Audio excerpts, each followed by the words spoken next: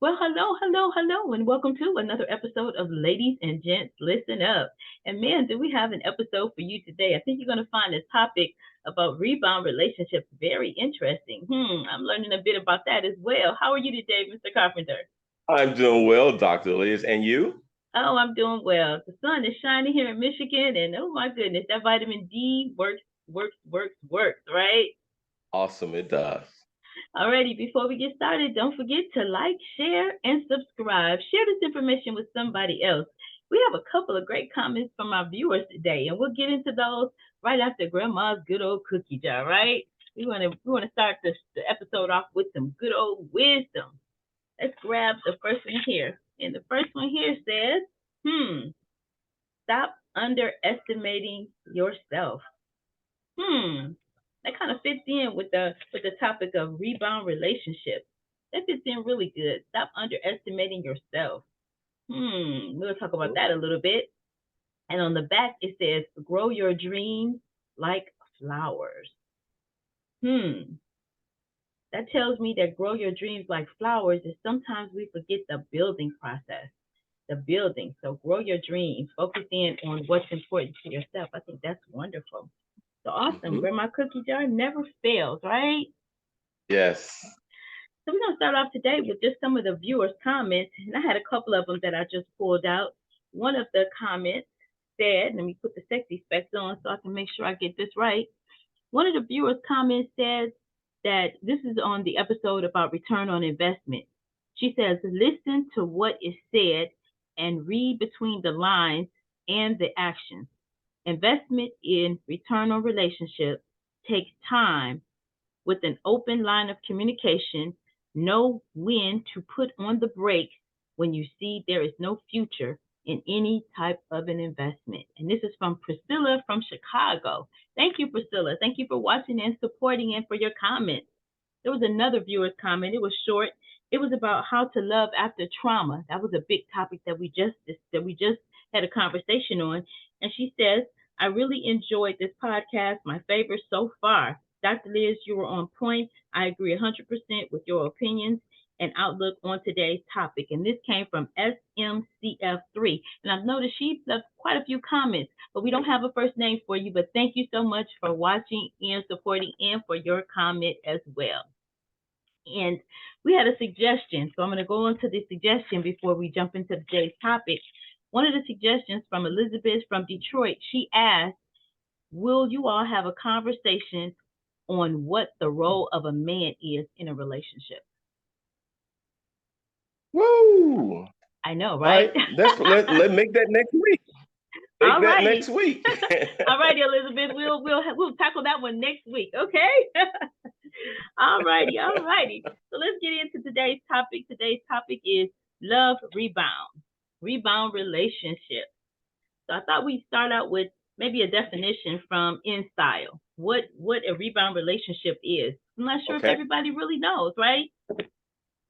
It is a reactionary relationship that is inspired by unhealed wounds of a previous relationship. It is a romantic relationship that is warped. It's warped by unresolved issues, pain, and unresolved grief from one or more previous romantic, here go that word, entanglement, right? That was a big buzz. Entanglement. It is using other people as a band aid to cover our wounds. Hmm, that's huge. You want to bounce the court? I'm gonna bounce the ball in your court, sir. What do you say about that? Well, first, let me say it once again. I appreciate being a part of this podcast because this is how, like your viewers from Chicago just said, that this is something that they want that the public, our listening public, want to know about these type of things. So I commend you, Dr. Liz, for being bold enough to get out there and put your point and your views in the world. So thank you. You're making impact. So I appreciate that. So now we're rebound love. I think is something that all of us know about. If we be honest and raise our hands, if it ever happened to us or we ever put ourselves in that position, I think a lot of us would say yes, myself included. Because when you're with a relationship and you put all you have into a relationship and you think this is it, this is all be all, and you're there and for whatever reason it's abruptly cut off or stops, the first thing you do is blame the other person.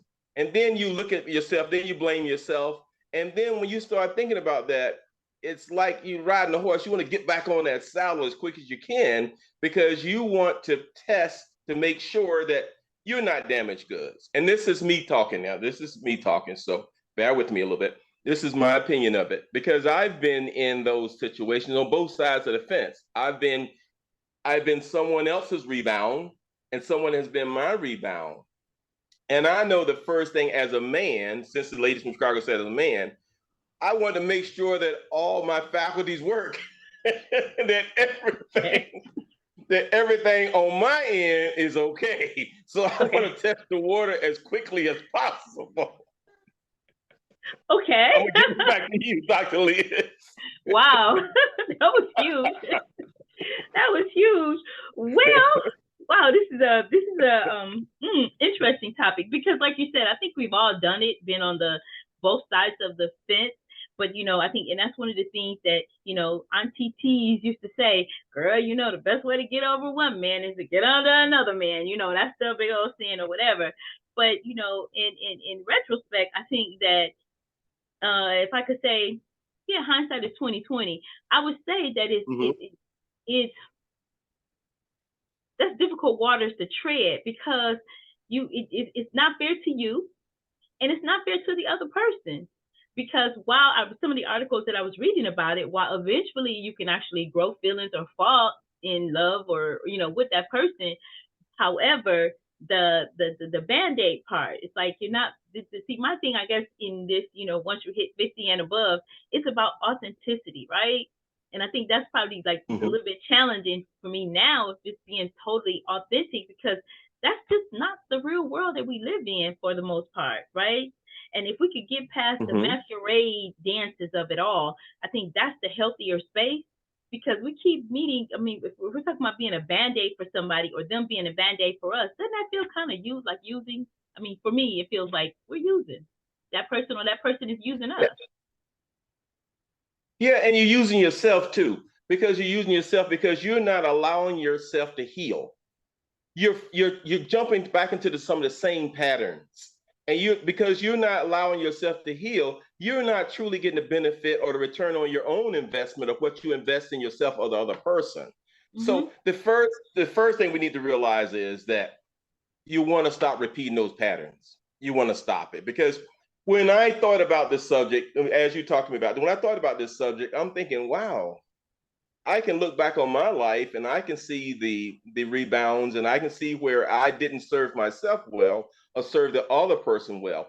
And I can see myself getting into those same habits. So the first thing I would say is we need to make sure that we take time to heal ourselves, and we make sure we do the self-care and self-healing so we don't repeat those same habits. So that's the first thing. That's good. Then the second thing I want to come up and tell you about, the emotional side of it. The emotional side of it. If you jump into a relationship with hurt, pain in your heart, are you really emotionally tied to that, or are you really emotionally drained and you just going through the motion? Ooh, that's good.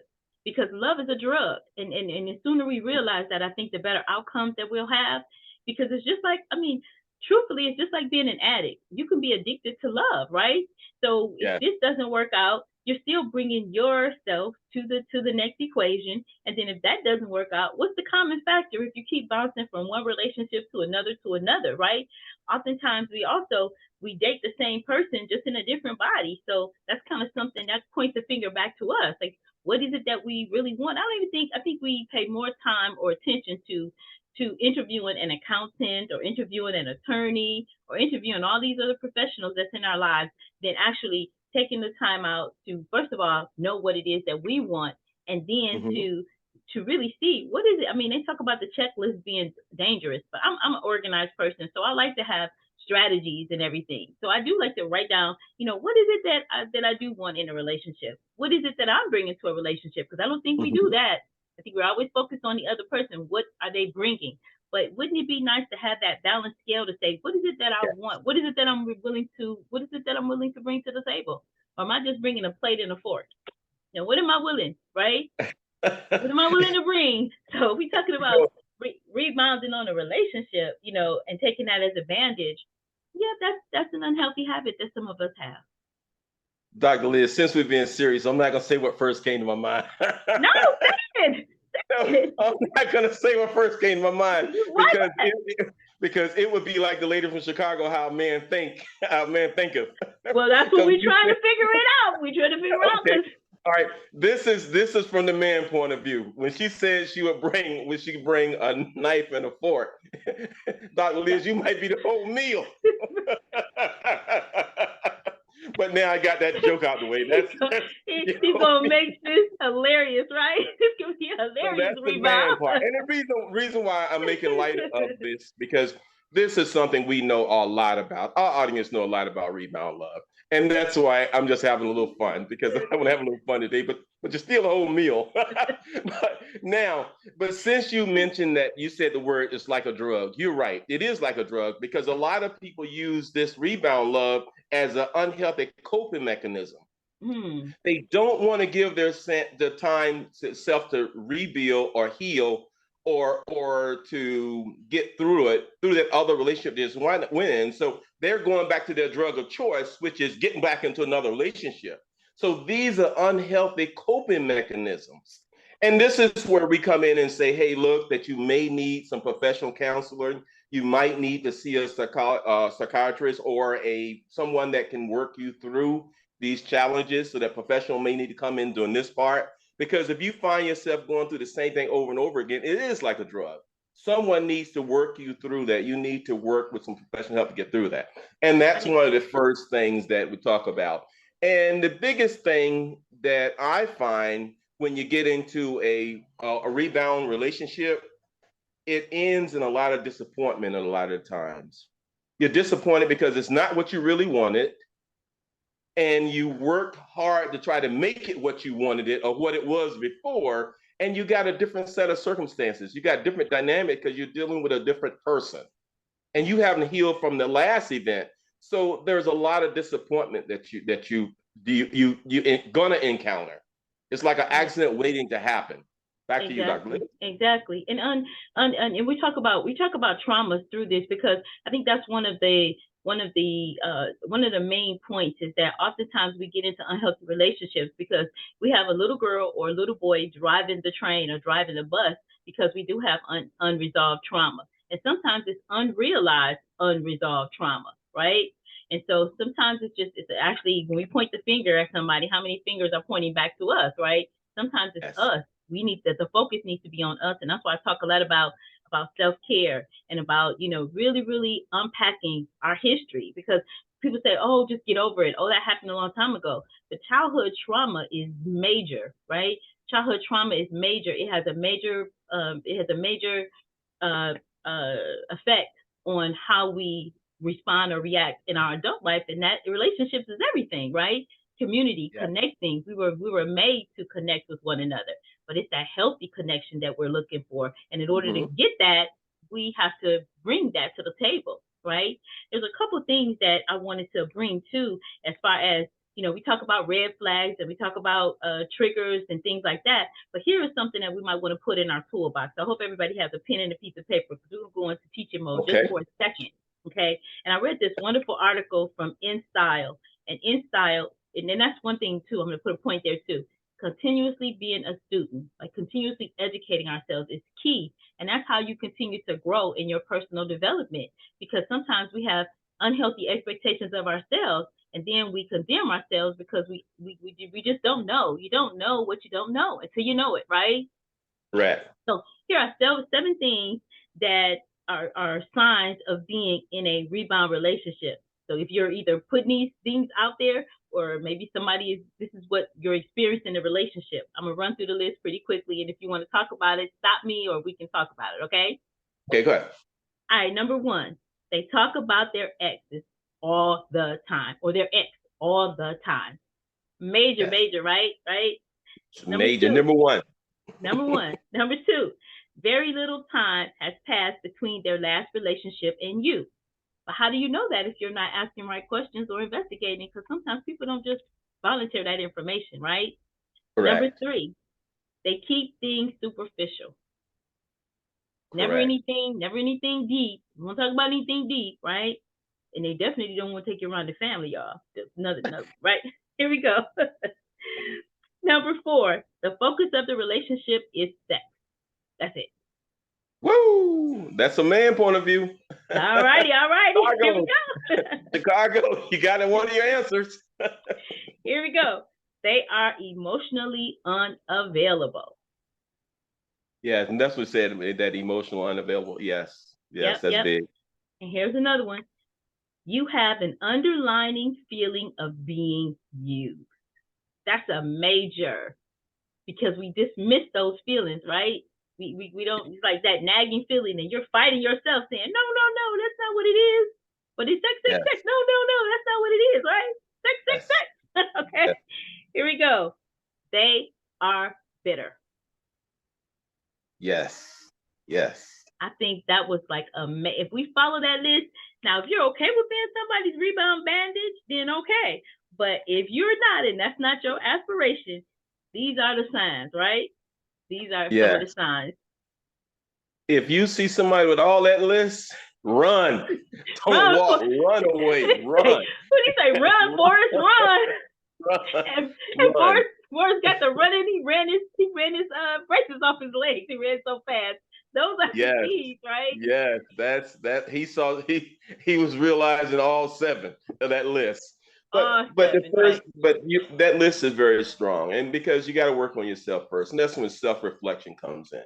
You've got to work. You got to realize what's going on in your own life, and you've got to realize what it takes to not repeat those patterns.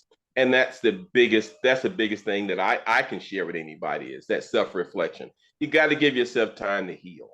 You have to give yourself time to heal, because what you went through, when you give yourself to someone else and you let someone into your personal space into your life, that takes a lot, because you take on some of their characteristics and you prepare yourself to be a better mate to them. So that's a lot. That's taking a lot from you.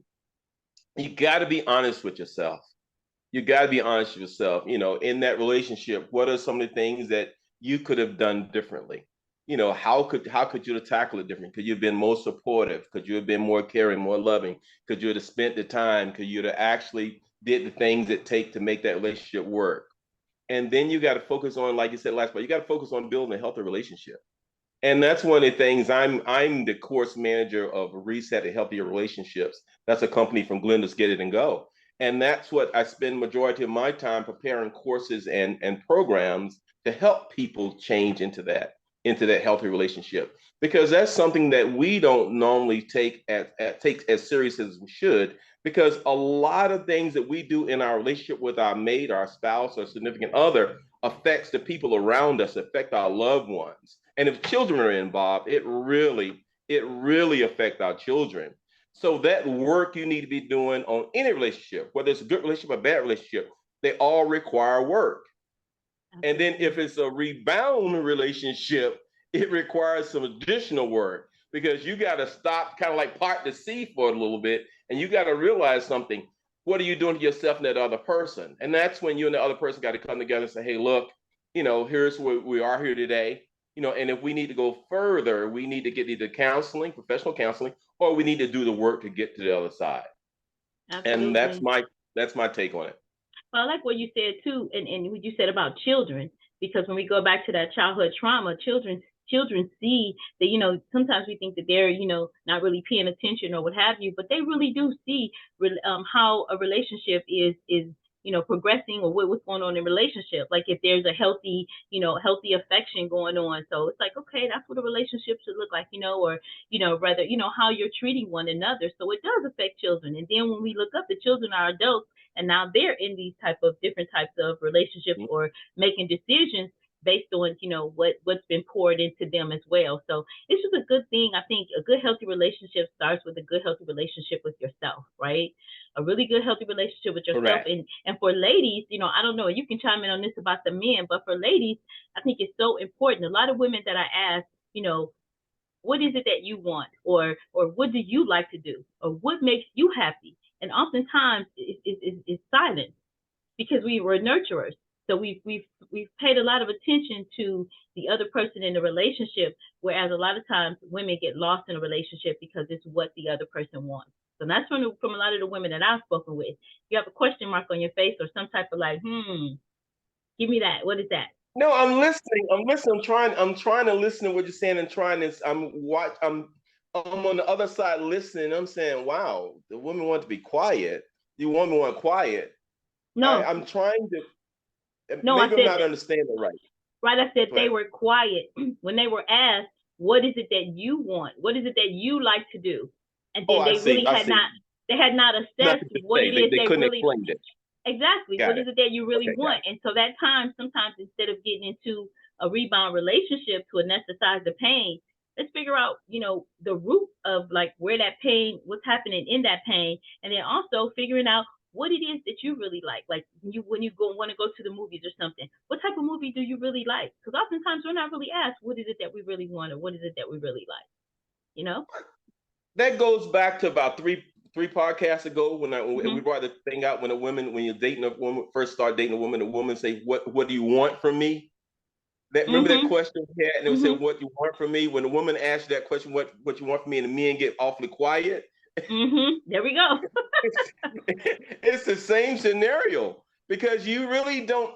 If especially as a new relationship, you really don't know what to say, or you don't know how to say what you want to say. Because think about it: if me and you just start talking, Dr. Liz, and you the first thing you say, "Rufus, what do you want from me?" and then and then I gotta filter, is that a trick question or is that a true Right. question? I don't think it's a. I think it's a delivery too. When you say that just like that, that's like a blunt, cold question. But as you are talking about things, you can find out what that person, what that person wants from you, not first date or second date or whatever. But you can have conversation around, what do you what is it that you are looking to do? Are you dating casually? Are you dating with intention? What is your what are you doing? So are you saying that person doesn't know what they're doing, then it's time to step back and see what it is that you're doing. Are you just out here dating for fun? That's fine too. There's no judgment, but it's just good communication. And that can change as you get to know that person and you say, oh well, maybe this is more intentional. Like for me, I don't just date now. I date with intention. And I'm okay with that being known. Because if the other person is not at that place, it's okay. See, we take things as rejection. And it's not rejection. It's just that I'm clear on what it is that I want at this particular time in my life. And it may be timing. The other person may just be out dating casually. Well, if that's what you're doing, that's not really what I'm looking for. So it's just not a good time and not a good. So I would be wasting my time. You know what I'm saying? Unless it's like, okay, I'm okay with just dating casually or what have you. Just like when people say, I'm okay with casual sex or something. And then if another person isn't, it's just not a good. I mean, I just think that we have a certain amount of time between our dash in our life, and we just decide what it is that we want. What colors do we want on our canvas today? No judgment, no disrespect to anybody, but just that this is what I want, this is what you want, and it's not a good fit, and it's okay. That's just from my Well perspective. said. From my perspective. Well said, Dr. Liz. Well said. Thank you. Absolutely, absolutely. So this love on Rebound, y'all.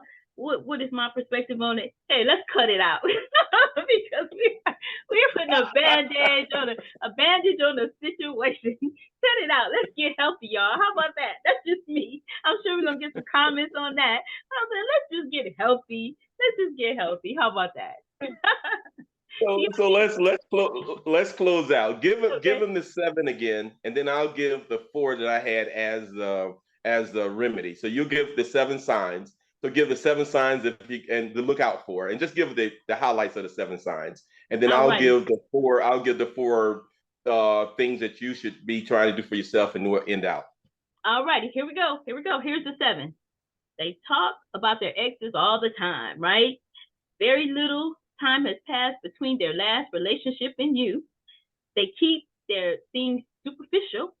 They focus on the relationship is sex, sex, sex, sex, and more sex, right?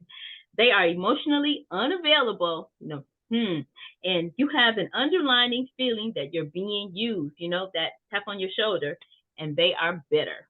There we are. That's the list of signs that you want to look out for.